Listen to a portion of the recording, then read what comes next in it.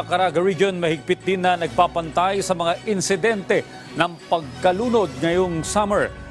Mga magulang, pinalalahanan ng DOH Caraga na bantayang mabuti ang mga anak, lalo na kapag nasa outing. Si Jennifer Gaetano ng PIA Caraga sa sentro ng balita.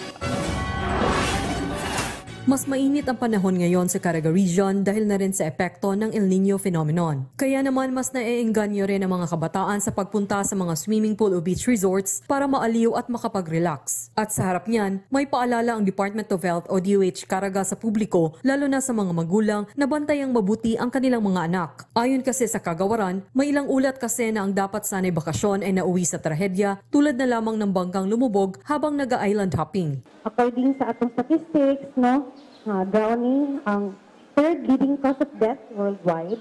And in the Philippines, an average of 10 Filipinos die in a day. Binigyang diin din ni Dr. Cesar Casion, Regional Director ng DOH Caraga, maigi na ring turuan ng mga bata kung paano lumangoy para na rin sa kanilang kaligtasan. Pinaka-basic siguro, diha, kung kaya nato magtuon pa ta maglangoy, no? Para dili tayo kung maligo ta sa dagat o asa nga sa subak ba, makahibalo taon sa pagatiman sa atong kagalingon.